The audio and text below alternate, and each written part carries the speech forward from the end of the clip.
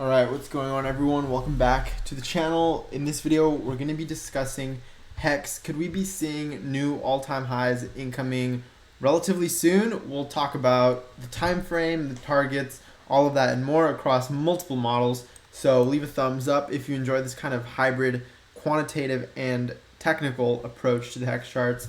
Let's talk about, first off, just a really simple qualitative type of analysis, which is, look, ever since Pulse Chain was announced to be in the works, right? That was around here or so, more or less. And we've only seen rallies since, only seen bullish formations, pretty textbook bullish formations at that, up until today, right? So these bullish formations can be characterized, in my opinion, by certain zones. Now, this first one was characterized by this zone over here where we reached a local top, right? Had a significant dip, which we can measure for you right here, right now, and tell you that that was a 50.7% dip. So price rallied up to, 6.5 cents, a little more, and then cut in half. And then what happened? It rallied back up to the same level, but instead of cutting in half, it only fell about a third, right? That's actually pretty cool. I hadn't noticed that before. 32%. A little more. And we formed our very nice ascending triangle before pumping up to these levels, which I believe we've been calling for, if I remember correctly. I digress.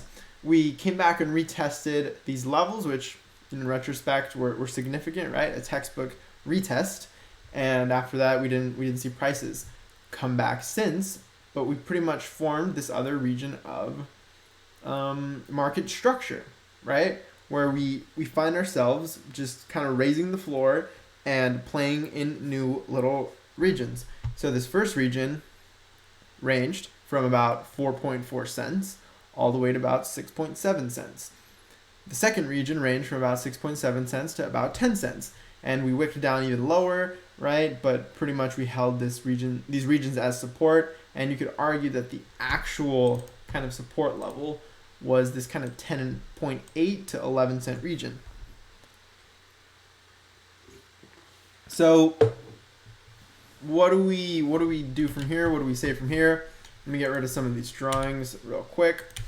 Now, just a little note I want to touch on. The fact that it reached this 10.8 cent level, think about, we've talked about this in prior videos, that sometimes we do come back and have textbook retests, but sometimes we actually don't, right? Sometimes we come back down and almost retest, but since a lot of people are expecting the retest down there, they might set their limit orders a little higher. For example, over here, maybe the guys who wanted to, let's say, buy back in, didn't expect it to go as low as 10 cents, and so rather they set their limits a little higher, 10.8 cents. I guess that's ignoring this wick, right? But yeah, for the most part, you see bodies of candles, the lowest one actually be, like I was saying, around 10.9 cents. So now we're playing in this sort of 10 to 20 cent region. And you guys know, if you've been watching the channel, that I like to look at bull flags. I like to look at the bull flags that HEX has formed, both macro and micro. The shortest I'll generally go is, a daily time frame. I really don't like to go beneath a daily time frame. Even that one's a bit questionable. But let's go ahead and finish off what I want to talk about on this specific chart before I move on to the rest, because there's plenty to talk about. So first of all, we had a nice bounce off of our 50-day moving averages, both our simple and our exponential. And we touched on this saying these have generally been good regions to bounce off of, or if we dip beneath them, it's generally short-lived and a prime opportunity to reaccumulate if you feel like you've missed the boat, or if you're just still in accumulation mode, right? Then generally speaking, these have been great regions. And again, we wicked down, almost retested it over here as well, a wick straight through it, and then this really nice kind of consolidation choppy region over here. Now, one region this actually reminds me of over here, let me get rid of these moving averages. I just really wanted to point this out, is this sort of ABC correction. Let me try to find these. There you go, Elliott correction wave, which, hold on. something like this, right? And I know it's not perfect because I think the body needs to actually close lower than this body. So let's just call this a sort of double bottom formation. But this looks like a little fractal over here, in my opinion. I don't know if you guys have kind of noticed that yet or not, but this over here looks like a mini fractal version of something like this, where we had this sort of W-shaped formation, I guess is really what I'm trying to get at. Over here, it also looks like a W-shaped formation where the second peak is sort of a fake out and definitely lower than the previous peak. Over here, again, this is sort of a fake out. It actually came back down to test the same levels to form a double bottom. And also this B level was lower than this previous peak labeled 0. So I'm going to delete these real quick. Just a little note I wanted to throw in there. But let's move on to the 20-day moving average ribbons. They're both the 20-day MA, 21-day EMA. We've talked about these, how similar to the 50-day, provides general regions of beneath it, great reaccumulation, above it, generally, especially with the crosses of the purple over the blue curve. We've talked about this as well. And you can see that generally speaking, beneath are great reaccumulation zones.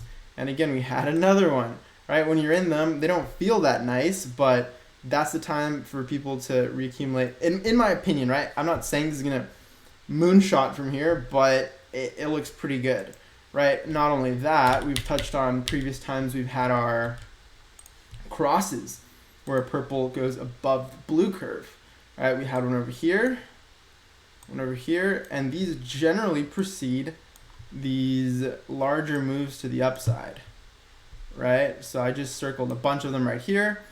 Interesting how they're equally spaced in time, and it looks like we just had our cross today.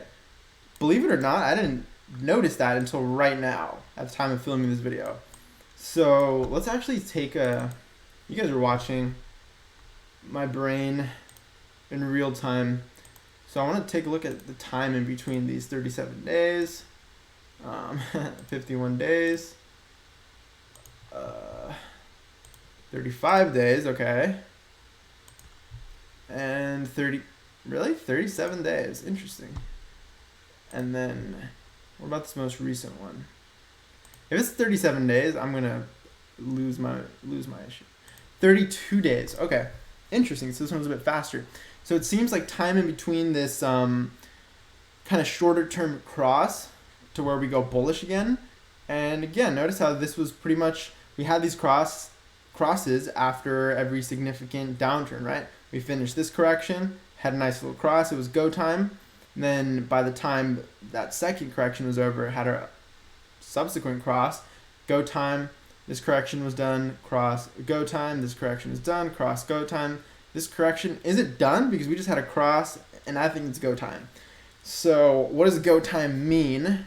Well, now that we've established that it could potentially be go time, then we look at this, right? At our bull flag targets. And I don't mean to bore you guys who've already heard this a million times, but if you have a strong thesis, right, a long-term kind of case, then you're going to have to repeat it for a while before it actually plays out. And I'm fine with that, right? I like being historically correct. I have been a few times, right, on the channel saying like, yo, we've doubled our technical targets for bull flags a few times. So generally our target range is sort of like a 2x range, right? If you remember, our target back here was 3 to 6 cents. And then our target over here was 12 to 24 cents. So we have this kind of 2x, just based on history, this sort of 2x range. And now, as you know, our target is about 25 to 55 cents, about a 2x range. And that is characterized by this box I drew here, which ranges from about 25 cents to about 55 cents. And this time frame, using the most conservative, as in it'll happen in, the slowest kind of lengthiest time, based off of the move from June 22nd to July 15th. But again, it could play out it could take longer than that. It could take longer than that, right? If you believe in the fact that these moves could be lengthening as, for example, the market gets heavier, more liquidity. But generally speaking, I think we're at like $30 million of liquidity. I'd have to pull up the liquidity chart. Last time I updated this was, let's see, total liquidity $38 million. That's pretty good, right? Last time I updated this was, I can't remember, not that long ago, probably like a week ago or less. But yeah, about $25 million required for $1 hex last I checked. I don't want to digress too much on that, but just to point out that, you know, because we're talking about liquidity, so might as well say like, what does it take us to 25 cents? Let's actually update the price. Let's say we're at 145 right now. So input required for 25-cent hex is almost $5 million, not quite. And if you look at for 55-cent hex, okay, something like $14 million. I'm really gonna try to see if I can provide this to you guys, so you guys can kind of play with this calculator on the site. That would be really cool. Have a liquidity tab. Man, so many things I want to do with LookIntoHex.com. But yeah, so again, just to point out kind of the liquidity of this market. Required for 55-cent hex, you're looking at something closer to $14 million. So we're basically expecting net buy pressure of anywhere from like $5 to $15 million incoming. Again, I don't have a crystal ball. I have no clue what's going to happen. Your generic disclaimer for this video, right? Not financial advice. I'm not a financial advisor. This is all for entertainment purposes only. That's always in the description too, by the way. Just have to put it out there and protect, if you know what I mean. But our range is, again, 25 to 55 cents, as I will repeat. Again, similar to the way I was pretty much boring you guys and preaching 12 to 24 cents for the longest time. Like, I'm going to stand by it at least until, you know, deep into September potentially, right? Given that you've seen that moves can kind of play out a bit, they can take a bit longer than previous times. You could call it lengthening cycles, right? If you believe in that. But HEX is such a new market that, I don't know, man. Like, something I was thinking about earlier today was this idea that if you'd expect HEX to have similar gains to, say, its first year, right? Where in its first year we had a nice 300 and something X. Let me take a move to show you guys to the end of the year. About a, is that right? Oh, I think it's different on this chart. So let's actually take it from this chart, right? There you go, 384x. That's what I thought. I knew it was in the 300s. So my thing that I was saying was, if you'd expect any year in HEX to perform similarly to its first year, where it did 384x, that would be its second year, wouldn't you think? Because, again, the first year, you have hyperinflation. And sure, you could argue that you have kind of your fastest onboarding of new users, and so that offsets it. But what I'm thinking is that the second year is kind of the lowest liquidity year you'll ever have again, in my opinion, for the rest of the time. I only see the liquidity of this going up over time, by the way. That's just my projection, my guess. I have no clue. Again, that'll just be my guess. But as I was saying, I really want to finish this thought. You would expect the second year to be the year to where it would match its gains, because hyperinflation is over, so you could say that kind of offsets the fact that it's already kind of higher liquidity.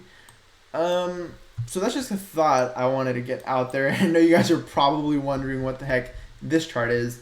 Let me make sure I finished on this. Definitely finished this, saying it could be go time. Definitely cemented this in our targets being 25 to 55 cents, anywhere from late August to maybe even late September. We'll keep you updated on how my time frame changes on that. But this chart that I have here was based on a previous video, which I actually want to amend that video real quick. I want to say something because I labeled it bullish engulfing candles on the weekly.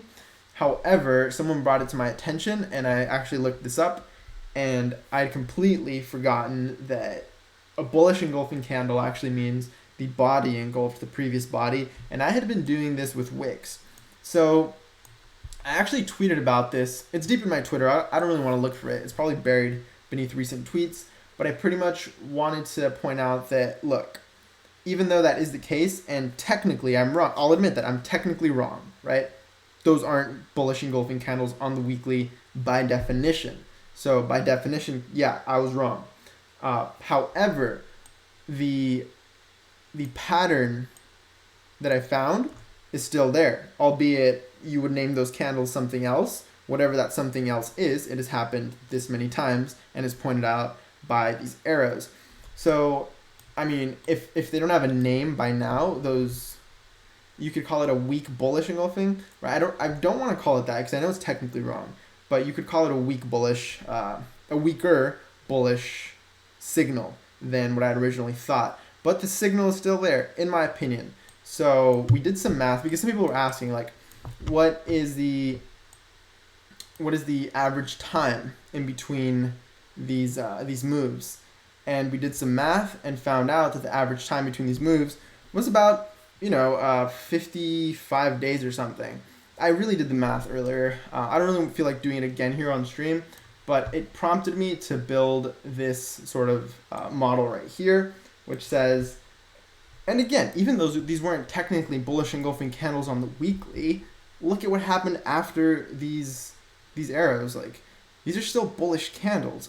Again, even though they're not technically, by definition, bullish engulfing on the weekly, they're still bullish because, again, look what happened after every single time. There were moves to the upside. So what I did, is I took the average time as well as the average size of these candles, and I did it with some kind of leeway, right? Because this move obviously was the largest move. So I thought to myself, okay, let's be fair, take a kind of a conservative approach, and then just include it. So that therein we get this range, right? Other than just like a specific point in time and price space. If that didn't make sense, what I'm trying to say is I took an average of all of these, kind of the moves after these arrows, how long they took, right? An average in time, and how big they were, how explosive they were, an average in ROI. And we did that both including all these data points, as well as ignoring the outlier and just doing these 1, 2, 3, 4, 5 data points. And that gives us this sort of range in both time and ROI. This box, specifically speaking, right? This line here actually could technically be at any point in this box, right? Because it hasn't played out yet, so we don't know, right? If this model is correct, then it could be anywhere in here. So we'll just leave it right here for now. But where did I get this yellow bars pattern from is actually pretty cool, pretty simple. I was just looking for, just visually looking at the chart and asking myself if there was a spot that looked similar. So you can take this bars pattern, which is pretty cool. I like to use it. This is a weekly chart, by the way. I placed it at the absolute bottom, took it to this level up here, our first kind of 116x run up, and just kind of playing around, I found that it overlaid quite nicely. Where did I place it? It was somewhere. Yeah, there you go. It overlaid quite nicely in the sense that you see overlap. You see overlap in these candles, right? If you look where the yellow candles are, they've pretty much intersected with the actual candles ever since May, which is pretty cool. So it's a very similar run-up, and if it continued, then it would have a similar sort of impulsive move into this box, which I found pretty cool as well, right? So you could say this kind of a hybrid model that it combines a weak bullish engulfing case. I know by definition they're not called that, so you can call it whatever you want. So it's that model mixed with this sort of fractal impulse model. So I don't know. I think it looks good. It would pretty much imply you guys probably been looking at this and wondering where these levels are. Again, late August, 95 cents, and early November, $1.84. So $1 to $2. Again, that's the hyper bullish scenario. The kind of conservative model was this one I was talking about, where look, first let's get to this. First, this needs to happen, right? Is the 25 to 55 cent level. Then if we just kind of breeze through that with ease, then I might start looking more towards our regression rainbow model and saying, okay, maybe it's fractal time, we've talked about this, and we'll rehash on this a little bit too, but you'd say maybe it's fractal time. So we'll touch on that right now. That's pretty much these 3 charts that I had ready. So let's probably, this video is getting kind of long, so let's actually talk about this fractal idea. We talked about this so many times in the past. Let's look at our equidistant model, because I feel like this was the model we talked about earlier where we actually formed this thesis. And so I think let's stick to it just to kind of remain true to where this specific thesis originated from. The one that's like, yo, we came down to test red, right? We came up to green, came back down to orange, had this sort of consolidation region between orange and yellow, and then we had our fractal run up, or not a fractal, it wasn't a fractal at the time, but we had our impulse run up all the way to this pink level. Awesome. And then I was saying, look at this over here, where we hit yellow, right? Not quite green, so one line lower, came back down to consolidate a long time between red and orange. So again, a whole region, a whole band lower than over here. Then what happened over here is we consolidated around yellow before blasting off, whereas the whole dropping a regression line or dropping a regression line or dropping a regression band was sort of the case back here we were building. It actually invalidated that to the upside, right? A little more bullish, where if we expected consolidation around, say, between orange and yellow back here, right, we would expect something, what am I looking at? If we expected, so this consolidated around yellow, like you see it goes above it, beneath it, above it, beneath it, above it, before it blasted off. Then we would have expected for it to do the same around orange, right? But it actually is doing it a whole band above, so it's kind of catching up. So it's kind of throwing me off in the sense that it could be more bullish than we expect, where earlier I was saying, look, maybe we only hit purple.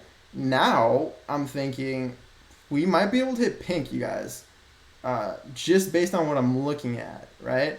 And based on that whole idea I told you guys earlier, saying if there was any year that could perform similarly to year 1, it would be year 2, in my opinion. Because when you get into year 3, then okay, you're a little heavier, and I think the ETH regression rainbow held for its first like 3 or 3.5 years. It's in a tweet somewhere buried, so if someone can find it, I'll look for it later. But yeah, once you start getting into the kind of 3.5 year mark, I would say, okay, maybe we can't hold this beautiful, just straight beam of exponential lines forever. Maybe we start bending over and it starts looking more something more like a logarithmic regression, where it starts bending over, like you see in Bitcoin, for example, that very popular curve.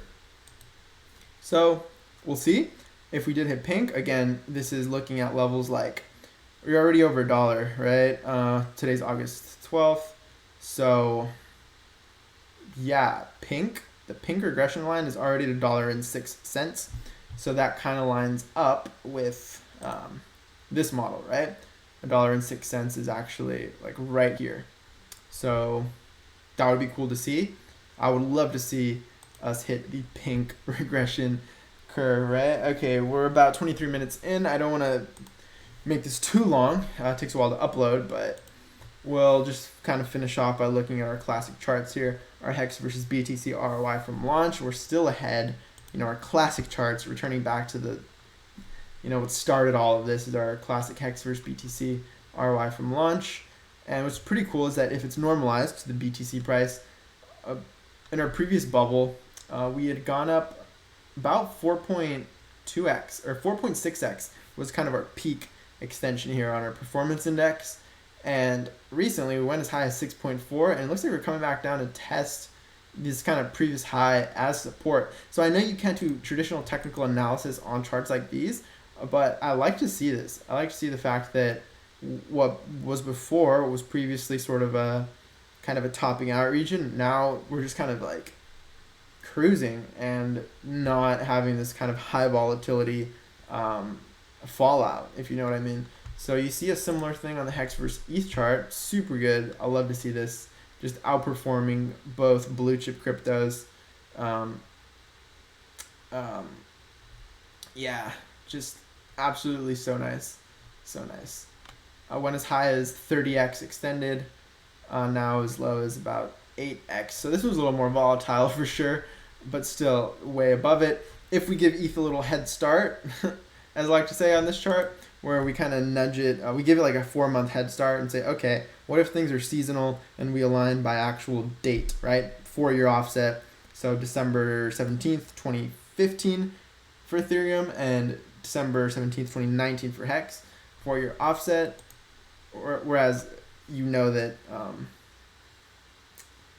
yeah, it's a 4-month, we're giving Ether a 4-month head start, and this is sort of a seasonality 4-year offset model to where you see the ROI of HEX hug the ETH ROI a little nicer, and you can see that it's actually right on it right now, which is pretty interesting.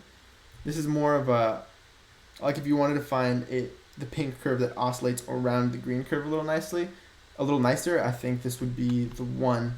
So I personally like this one more because it's truer, right? It's more factual.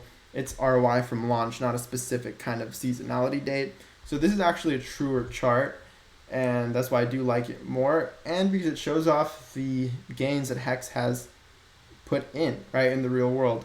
So just want to kind of finish up on that. This video is getting long. I do appreciate you watching. Let me know what you think of all these charts, kind of which one is your favorite. Just to finish off the video, we're going to give you an update on our maximum ROI chart. We just added this to the website, LookIntoHex.com, recently, just a few days ago, at most a week ago, and I added the actual ROI from all-time low, so it gives you our ROI from all-time low on the daily, which is pretty cool.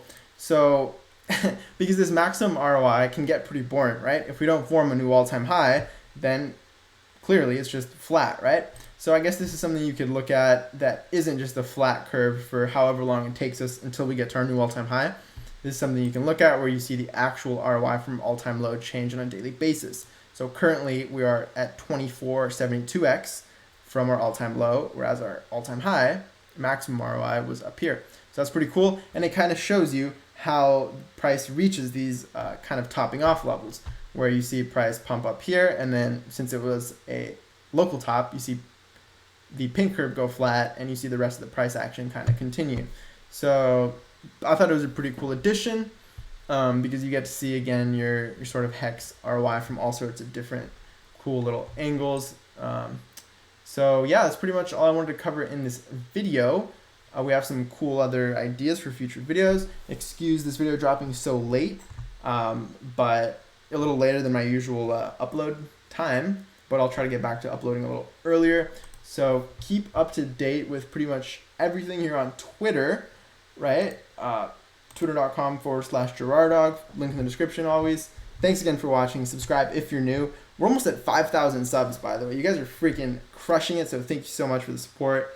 Comment down below which is your favorite chart. Any suggestions, any corrections, anything like that is always appreciated. I love to hear your guys' discourse and your ideas. You guys have really cool ideas, really good questions, right? I really appreciate the smart questions. But yeah, also the new guys, right? Not only smart questions, but I also appreciate the people who seek help, right? Because a closed mouth will not be fed. So ask your questions if you are unsure. Help some people get funds, I think, from BSC over to ETH. People having questions on Pulse Chain, on the clawback, all sorts of things. So definitely leave your thoughts below. And I am going to clock out right now, and I'll catch you in the next video. Peace.